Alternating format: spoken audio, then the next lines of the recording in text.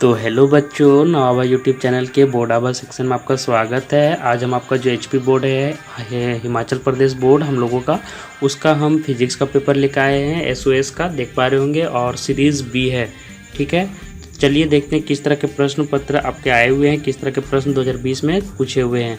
आपको अगर series A चाहिए तो सीरीज ए इसी वीडियो के नीचे जाके देख लीजिए, डिस्क्रिप्शन बॉक्स में उसका लिंक दिया हुआ है, वहाँ से आप देख लीजिए। उनकी प्रैक्टिस जरूर कर लें, परीक्षा से पहले उनकी प्रैक्टिस करना पिछले 2-3 सालों का बहुत ही ज़रूरी रहता है, तो आप वो कर लें और आपको एक रफ एस्टिमेशन मिल जाएगा कि किस तरह के प्रश्न आपके आते हैं, किस तरह के टॉपिक ज़्यादा वेटेज रखते हैं, किस तरह के इम्पोर्टेंट टॉपिक हैं और किस चैप्टर की तैयारी अच्छे से करनी है। तो एक बार जरूर से गो थ्रू कर ले सभी को एक बार, ठीक है, और सभी वीडियो को पूरा देखा करें, ठीक है, ताकि आपको एक अच्छे से रफ एस्टिमेशन मिल जाए। बहुत लोग वीडियो को शुरू में ही छोड़ देते हैं, उससे दिक्कत होगा।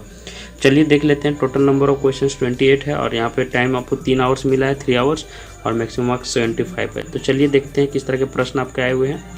तो देखिए, पहला प्रश्न जो आपको पूछा हुआ है वो पूछा हुआ है number of electrons in 1 coulomb of charge is equal to, मतलब 1 कूलम चार्ज में कितने इलेक्ट्रॉन्स आ जाएंगे, ये आपका पहला प्रश्न है। ठीक है, तो आपको एक इलेक्ट्रॉन का कितना चार्ज होता है पहले वो आप पता कीजिए। तो एक इलेक्ट्रॉन का चार्ज नेगेटिव में कितना होता है आपको पता है, E is equal to -1.6 × 10⁻⁻19 coulomb, ये इनका चार्ज होता है। ठीक है, एक इलेक्ट्रॉन का। ठीक है, तो ये आपको याद रखना चाहिए। तो यहाँ पे हमको नंबर ऑफ इलेक्ट्रॉन्स निकालना है 1 कूलम में। ठीक है, तो आपको क्या करना होगा, यहाँ पे पॉजिटिव में ले लेंगे। ठीक है, तो E इज इक्वल टू क्या ले लेंगे, पॉजिटिव में। Okay sorry, E is equal to यहाँ पे जो माइनस में हम यहाँ पे प्लस में ले लेंगे, क्योंकि हमको यहाँ पे नंबर कैलकुलेट करना है 1 कूलम में। ठीक है, तो इसलिए हम ये लेंगे। ठीक है, और आपको एक फॉर्मूला और याद होगा चार्ज का, तो Q is equal to NE होता है। ठीक है, जहाँ पे Q क्या है, चार्ज है, और E इलेक्ट्रॉन का चार्ज है, और N क्या है, नंबर ऑफ इलेक्ट्रॉन। ठीक है, तो ये आपको फॉर्मूला याद होगा, Q is equal to NE, ये आपको निकालने के लिए, कैलकुलेट करने के लिए फॉर्मूला यूज करना होगा। ठीक है, Q यहाँ पे चार्ज है, ठीक है, और ये नंबर ऑफ इलेक्ट्रॉन। ठीक है, तो चलिए हम क्या यहाँ पर क्या निकालना है, N निकालना है, नंबर ऑफ इलेक्ट्रॉन। तो क्या हो जाएगा, N is equal to Q/E। ठीक है, जैसा कि आप समझ पा रहे होंगे। तो N इज इक्वल टू कितना है, 1 कूलम है, Q is equal to 1 coulomb है ना, Q is equal to 1 coulomb, और 1 इलेक्ट्रॉन का चार्ज हम यहाँ लिख देंगे 1.6 × 10⁻⁻19, इसका चार्ज लिख दे रहे हैं 1 इलेक्ट्रॉन का। तो इसको डिवाइड कीजिए, इसको डिवाइड करने के बाद आपको कितना फाइंड आउट मिलेगा, आपको मैं बता दे रहा हूँ कि यहाँ पे लगभग 6 × रफ एस्टिमेट करके मैं बता रहा हूँ 10⁻18 आएगा। तो इतने इलेक्ट्रॉन्स लगभग में आएंगे। तो लगभग में यहाँ पे आंसर यही मिल रहा है, C नंबर। तो C नंबर इसका क्या होगा, करेक्ट आंसर होगा। तो फर्स्ट का क्या आंसर होगा, C। तो चलिए हम दूसरे प्रश्न पर देखते हैं। दूसरा प्रश्न देखिए क्या पूछा हुआ है, Kirchhoff's first law is based upon the law of conservation of. तो आपको मैं बता दूं कि किरचॉफ्स का फर्स्ट लॉ और सेकंड लॉ किस लॉ ऑफ कंजर्वेशन पर बेस्ड है, वो आपको एक बार जरूर से देख लेना चाहिए। ठीक है, और फर्स्ट लॉ और सेकंड लॉ का डेफिनेशन भी याद आपको रहना चाहिए। तो चलिए मैं पहले बता दूं कि फर्स्ट लॉ जो है law of conservation of charge पर डिपेंड करता है। ठीक है, तो लॉ ऑफ कंजर्वेशन ऑफ क्या होगा, चार्ज। बी इसका आंसर सही होगा।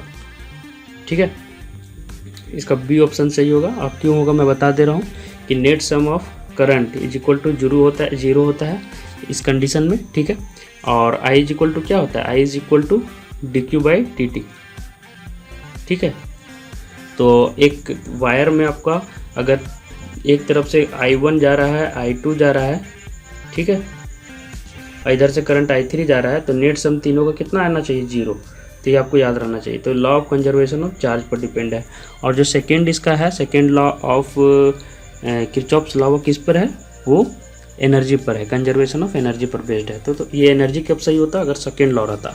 ठीक है, अच्छा देखिए तीसरा नंबर में क्या प्रश्न पूछ रहा है कि टेस्ला किसका यूनिट है। तो टेस्ला आपको मैं बता दूं कि मैग्नेटिक फील्ड का यूनिट है। ठीक है, मैग्नेटिक फील्ड का। तीसरा का बी आंसर सही होगा। चलिए अगला प्रश्न देखते हैं। अगला देखिए क्या पूछा हुआ है कि in an AC circuit containing pure capacitor only the average power dissipated is. ठीक है, तो AC सर्किट में कंटेनिंग प्योर कैपेसिटर पूछ रहे एवरेज पावर डेसिपेटेड इज। तो फोर्थ नंबर का क्या आंसर सही होगा, डी नंबर 0। ठीक है, इसका आंसर 0 सही होगा। फिफ्थ नंबर देखिए क्या पूछा है, the bending of light into regions of geometric shadow. Geometric shadow में बेंड होता है जब लाइट, तो क्या कहलाता है, क्या कहलाता है, ये डिफ्रैक्शन कहलाता है। ठीक है, आपको पता होगा। सिक्स्थ नंबर देखिए प्रश्न क्या पूछ रहा है कि when a wave enters from one medium to another medium what does not change. तो वेवलेंथ तो पक्का चेंज होता है, ये नहीं होगा। तो यहाँ पे मेरा क्या चेंज होगा, फ्रीक्वेंसी चेंज नहीं होता है। ठीक है। तो 6 का क्या आंसर सही होगा, फ्रीक्वेंसी। तो फ्रीक्वेंसी उस मीडियम में मतलब कि उस लाइट वेव का चेंज नहीं होता है। तो चलिए अगले प्रश्न पर चलते हैं। देखिए 7वें नंबर में क्या पूछा है, the momentum of a photon. यहाँ पे मोमेंटम ऑफ ए फोटोन और फ्रीक्वेंसी म्यू, फ्रीक्वेंसी यहाँ पे आपको म्यू दे दिया गया है, ठीक है। तो यहाँ पे आपको क्या पूछ रहा है कि इसका मोमेंटम क्या होगा। तो चलिए हम बता देते हैं इसको। तो आपको पता होगा कि एनर्जी इज इक्वल टू क्या होता है, एनर्जी इज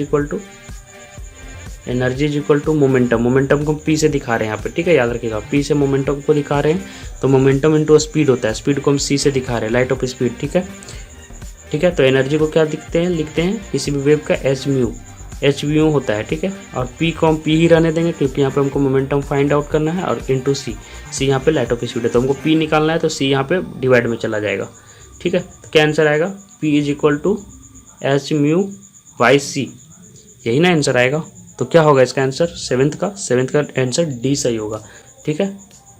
चलिए अगला देखिए क्या प्रश्न पूछा हुआ, the process of variation of high frequency carrier wave with the instantaneous value of audio wave is called. तो इसको क्या कहते हैं, इसको हम कहते हैं मॉड्यूलेशन, ठीक है। तो आशा करते हैं सभी ऑब्जेक्टिव प्रश्न आप समझ गए होंगे। तो चलिए हम अब एक बार सिर्फ गो थ्रू कर लेते हैं कि किस तरह के प्रश्न आपके आए हुए हैं, और इसी के हिसाब से आपको तैयारी करना है, वेटेज देख लीजिएगा। What is quantization of charge पूछा हुआ है, can a body have a charge of, देखिए इतना कूलम चार्ज तो किसी पर हो ही नहीं सकता। मैंने अभी बताया कि मिनिमम 1 इलेक्ट्रॉन का चार्ज होता है, और उसी के मल्टीपल में किसी बॉडी का क्या होता है, चार्ज होता है। तो यहाँ पे 0.8 इंटू 10⁻⁻19 कूलम हो नहीं सकता। क्यों नहीं हो सकता, आपको इसको जस्टिफाई करना है, मैंने पहले भी बता दिया इसका, सीरीज ए देखिए इसके लिए आप, ठीक है। No works is done in moving a charge on an equipotential surface why, ये देख लीजिए, ये bar magnet is cut into 2 equal halves transverse so its length, what happens to its dipole moment, ये देख लीजिए।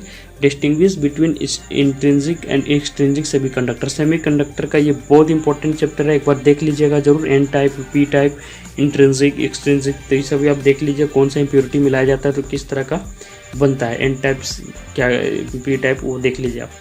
चल देखिए, give logic symbol, Boolean expression, truth table, and gate, nor gate, or gate, not gate, ये सभी आपको कर लेना है। इससे लगभग हर साल एक प्रश्न आपका है, देख लीजिए सीरीज ए में भी है।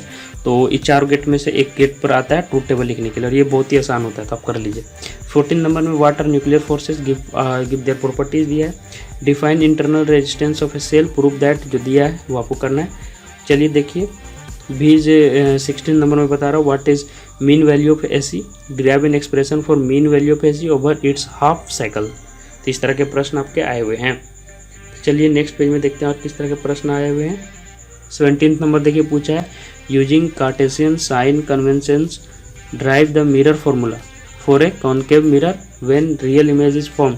ऑप्टिक्स बहुत ही इंपॉर्टेंट चैप्टर है, और इंपॉर्टेंट चैप्टर की आप एक बार सुन ले, इलेक्ट्रोस्टैट्स, मैग्नेटिज्म, सेमीकंडक्टर, ऑप्टिक्स, ये बहुत ही इंपॉर्टेंट चैप्टर, इनको बहुत ही अच्छे तरीके से करें। देखिए मिरर फार्मूला पूछा हुआ है, लेंस मेकर फार्मूला, ये सभी पूछा जाता है। और इसके साथ मिरर में जितने भी तरह के क्वेश्चंस हैं प्रूफ वाले, वो सभी आपको करने हैं। व्हाट इज एस्ट्रोनॉमिकल टेलीस्कोप, देखिए टेलीस्कोप से भी प्रश्न है, उसी से है। तो with the help of ray diagram show formation of final image at infinity and obtain expression for its magnifying power at normal adjustment, ठीक है। व्हाट इज एन एम्पलीफायर, ये कम्युनिकेशन चैप्टर से, आसान चैप्टर से, इसको अच्छे से कर लीजिएगा। Explain the working of NPN transistor as a common emitter amplifier. 19 number में देखिए, state laws of radioactivity decay and hence derive the relation, जो दिया हुआ है, where the letters have their usual meaning. इस तरह के प्रश्न आपके आए हुए हैं। State and proves Gauss theorem for electrostatistics, deduce Coulomb's law from it, ठीक है। गॉस लॉ बहुत इंपॉर्टेंट है, आपको ग्रेजुएशन में भी जाके मिलेगा, तो ये बहुत ही इंपॉर्टेंट है, तो गॉस लॉ पर आप देख लीजिए। Describe the principle and construction of a moving coil galvanometer, prove that current flowing through the coil is directly proportional to its reflection, what is importance of radial magnetic field, ये प्रश्न आपका आया हुआ है। 22 में देखिए what is electromagnetic spectrum give two uses of each. देखिए मैं आपको पहले भी बोला हूँ कि सभी जितने भी वेव यहाँ पे हैं सभी वेव का आपका आना चाहिए, कितना किसका वेवलेंथ सबसे ज़्यादा है किसका। आप पीछे के वीडियोस देखिएगा, फिजिक्स के जितने भी 4-5 वीडियोस हैं, 2 SOS का और 2 ऐसे डाला हुआ है, तो वो दोनों का भी देख लीजिएगा। सभी आप फिजिक्स का पेपर कीजिएगा तो वहाँ पे आपको देखे होंगे कि रेज वाला जो प्रश्न है बार बार रिपीट हुआ है, ये वाला मैं आपको बता दूँ। तो सभी रेज का आपको वेवलेंथ फ्रीक्वेंसी पता होना चाहिए किस ऑर्डर में है, और साथ में सभी के एक यूजेज 2-2 यूजेज आपको याद होना चाहिए। तो देखिए यहाँ पे 2 यूजेज ऑफ ईच पूछ दिया है, तो ये इंपॉर्टेंट है। चलिए अगले देखते हैं। अगला प्रश्न देखिए पूछ रहा है what is dispersion of light. Light का डिस्पर्सन ऑफ लाइट पूछा हुआ है। Prove that for prism. ये देखिए ऑप्टिक्स का ही चैप्टर का है, तो ऑप्टिक्स मैंने आपको पहले भी बोला है कि इंपॉर्टेंट चैप्टर में आता है ऑप्टिक्स। तो देखिए ऑप्टिक्स से इस तरह के प्रश्न आपके आए हुए हैं, तो ये आप बहुत ही अच्छे तरीके से कर लें। ऑप्टिक्स का चैप्टर में जितना भी मतलब कि प्रूफ वाला पार्ट है। What are conditions for sustained interference, explain twinkling of stars. क्यों ट्विंकलिंग करते हैं वो आपको स्टार्स का यही प्रश्न है, तो देख लीजिएगा। 24 देखिए what is space wave propagation, derive in expression for maximum distance up to which signal can be received from an antenna of height h। ये एंटीना वाला फॉर्मूला बेस्ड प्रश्न है, एक बार देख लीजिएगा। डिफाइन रेसिस्टिविटी ऑफ मटेरियल, ठीक है। What its unit, unit आपको मैंने बताया है सभी चीज़ें जितने फिजिकल क्वांटिटी सभी का यूनिट और डायमेंशन जरूर से याद रखिए। लगभग हर क्वेश्चन पेपर में आपको 2 से 3 नंबर या कभी कभी 4-5 नंबर का भी पूछ लिया जाता है, तो आपको सभी फिजिकल क्वांटिटी का यूनिट याद रखना है और उसके लिए आपको फॉर्मूला मेमोराइज करने की ज़रूरत है। Discuss the factors on which the resistivity of material depends, ठीक है। तो इस तरह के प्रश्न आपके आए हुए हैं। अगला देख लीजिए आप। What is an AC generator, state its example principle. What is transformer, transformer बहुत इंपॉर्टेंट है। सॉफ्ट आयरन क्यों यूज किया जाता है ये भी पूछा जाता है, तो देख लीजिएगा।